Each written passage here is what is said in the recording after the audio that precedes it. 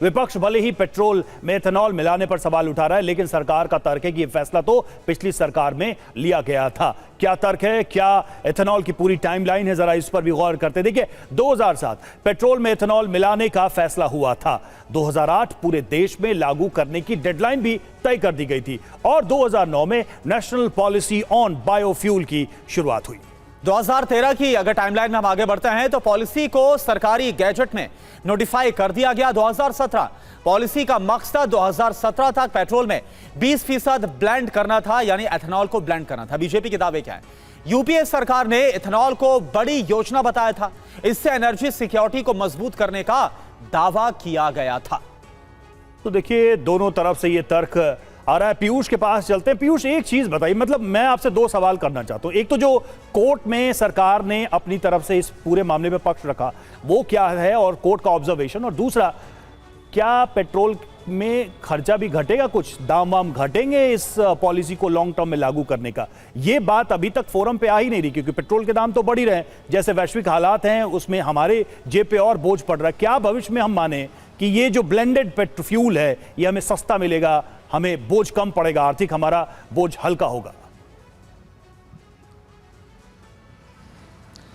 रवि, मैं पहले आपके दूसरे सवाल का जवाब दे देता हूं। चूंकि अभी जो पश्चिम बेसिकली जो युद्ध की वजह से हालात बने, उसकी वजह से जो रिफाइनरीज को नुकसान हुआ है उसकी पूर्ति अभी की जा रही है और उसके बाद सरकार जो अभी दाम बढ़ाए गए हैं उनको भी कम करेगी। और जाहिर सी बात है कि E20 फ्यूल के मद्देनज़र सरकार ने एक योजना तय की है कि लोगों को भी इसका फ़ायदा हो, लेकिन ये अभी सिर्फ वर्बल है और लिखित में, और आपके पास इसका फ़ायदा तभी पहुंचेगा जब दाम घट जाएंगे।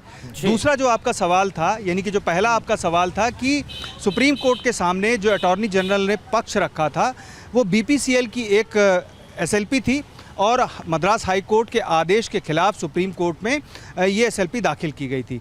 वहाँ पर अटॉर्नी जनरल ने ये ज़रूर कहा कि ये एक जारी प्रक्रिया है और अगले साल तक इसमें और जानकारी हासिल हो जाएगी, लेकिन ये सिर्फ उस मुद्दे तक स्थित था, यानी कि उस मुद्दे तक ही मामला था और ये पूरे एथेनॉल ब्लेंडिंग को लेकर के नहीं था। बाद में उनकी तरफ से और सरकार की तरफ से भी इस पर स्पष्टीकरण जारी किया गया था। बिल्कुल, और आज देखना होगा दोपहर 3 बजे आज प्रेस कॉन्फ्रेंस, और ये बड़ी प्रेस कॉन्फ्रेंस है, तमाम इंडस्ट्री एक्सपर्ट्स ही मौजूद रहेंगे, सियाम और ARI से भी, तो उनकी तरफ से भी क्या तर्क रखा जाता है। और विवेक का एक बार फिर से रुक करते हैं। विवेक, देखिए, हल्ला हम देख रहे हैं सोशल मीडिया पर मचा हुआ है E20 यानी कि 20% एथेनॉल ब्लेंडेड फ्यूल को लेकर, लेकिन खबरें ऐसी भी आ रही, थोड़ा आप इसको कंफर्म करिए कि सरकार क्या इसके बाद आगे E25 और E85, क्योंकि इसको लेकर अभी हाल ही में हरदीप सिंह पुरी की तरफ से कुछ पेट्रोल पंप लॉन्च भी किए गए थे।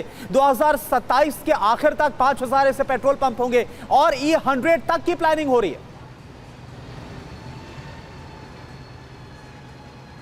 देखिए, बात की जाए तो कहीं ना कहीं सरकार अपनी बातें रख रही है। लोगों का कहना है कि जानकारी कम दी जा रही है, जानकारी पूरी तरह से स्पष्ट रूप से देनी चाहिए सरकार को।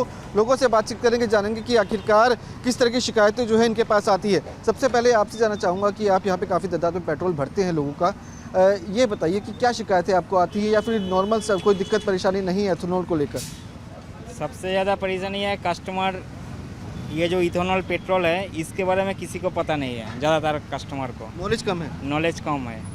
और दूसरी बात, जब वो पेट्रोल भर के दोबारा आते हैं हम लोगों के पास, ठीक है, तो वो कह जाए कि तुम लोगों ने पेट्रोल कम डाला, तुम लोग चोरी कर रहे हो, लेकिन हम लोगों को तो उनको पता नहीं है कि इसकी वजह से माइलेज कम आ रहा है पेट्रोल की वजह से, इसी वजह से हम लोगों के साथ लड़ाई भी हो रहा है।